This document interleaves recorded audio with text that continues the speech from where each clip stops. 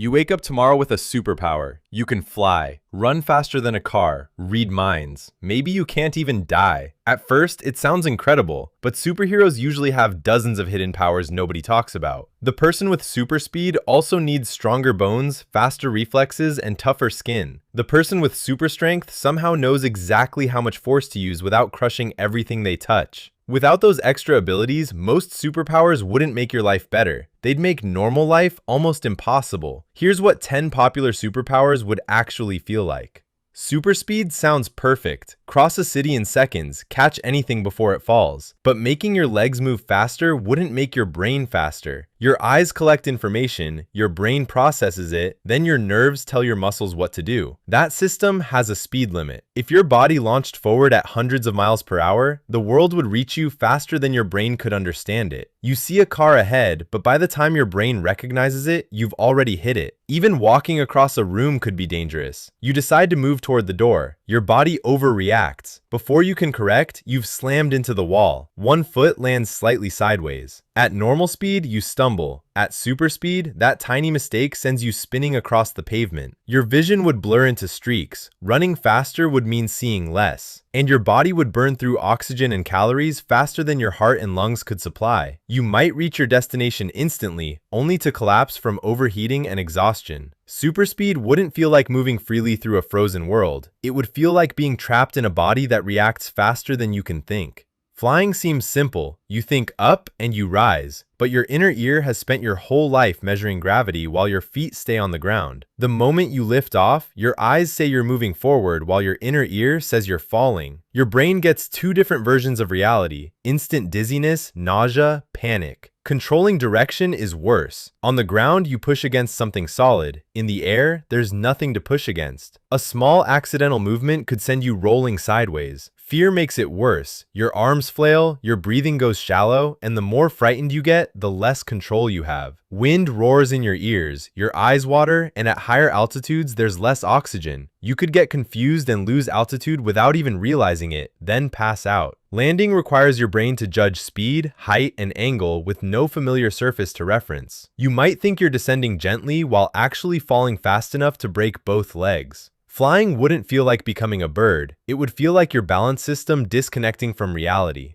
Invisibility sounds easy. You vanish, you reappear. But your brain depends on seeing your own body to know where it is. You look down and see the floor beneath you. No legs, no hands. You reach for a glass and miss it completely because you can't judge where your fingers are. There's a darker problem too. You see because light hits your retinas. If light passes through your whole body to make you invisible, it might pass through your eyes too, meaning you could go invisible and instantly go blind. Imagine the panic. You activate your power and suddenly see nothing. You reach for a wall but can't see your own hand. And if fear keeps the power active, you could be trapped that way. You might also lose track of whether the power is even on. Maybe your skin disappears but your eyes don't, or one arm vanishes before the other, your organs visible through transparent skin. Invisibility wouldn't just hide you, it could sever the visual connection between your mind and your own body.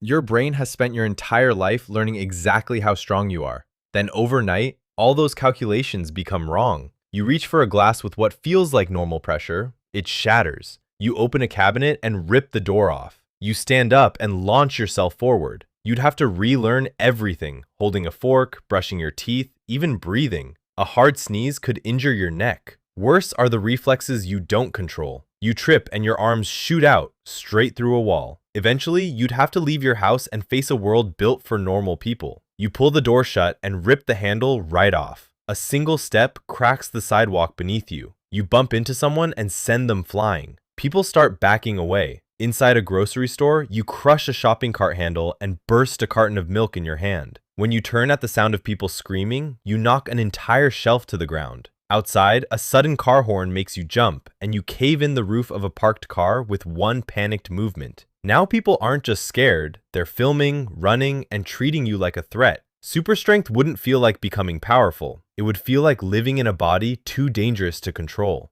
Your mind is used to processing one stream of thought, your own. Now imagine dozens of others arriving at once. Fragments, images, fear, random songs, memories that aren't yours. Walk into a crowded room and one person's remembering breakfast, another's worrying about money, someone's replaying an argument. It's hundreds of radio stations playing at full volume with no filter. You'd struggle to know where your own thoughts end and everyone else's begin. If emotions bleed through too, a stranger's grief could make you cry. Their panic could spike your own heart rate. Sleep might become impossible. As long as people nearby are thinking, your brain stays active. Even other people's dreams could leak into yours. Your mind was built to hold one identity from one lifetime. Mind reading would force it to absorb pieces of thousands of lives with no way to organize any of it.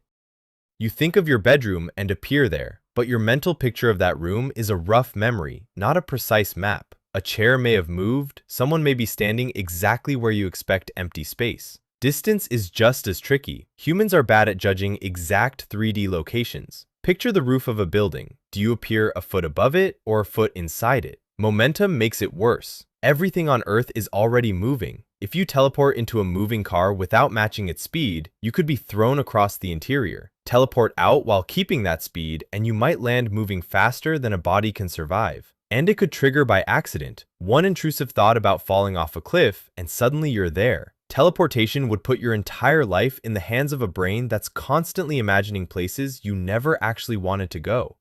The first blast would burn your eyes from within. Your eyes constantly twitch and refocus. Every time you used your power, the heat would scorch your eyes from within. Eventually, repeated blasts would burn them beyond repair and leave you completely blind. Every movement would redirect the beam. You try aiming at the wall, but the pain makes your eyes move. A sudden noise makes you turn, the beam tears across everything you see. Fear could trigger another blast. Closing your eyes might make it worse. If you did this, you would completely burn your eyelids off. Laser vision wouldn't be a weapon you control. It would burn your eyes every time you used it. Immortality wouldn't keep you young. It would only stop you from dying. Every year, your body would become older, your skin would weaken, your muscles would shrink, your bones would become brittle. Your joints would slowly stop working. Eventually, you might not be able to walk. Then you might lose the strength to sit up. Your eyesight could fade. Your hearing could disappear. Your voice could become too weak to use, but you would still be alive. Your brain was built for a limited lifetime, constantly fading old memories to make room for new ones. After 1,000 years, what happens? Either your memory stays limited and huge chunks of your life vanish, you could forget your own first language, or it keeps expanding and your mind fills with centuries of faces, deaths, and trauma competing with yesterday. After 10,000 years, a decade might feel like a few days. Immortality wouldn't stop pain. Your body could keep failing, drowning, burning, suffocating. Eventually, immortality wouldn't mean your body understood how to live forever.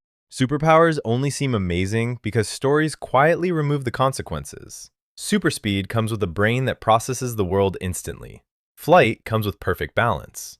Super strength comes with flawless control over every muscle. Without those hidden abilities, most powers wouldn't feel like gifts. They'd feel like a body given instructions it couldn't understand.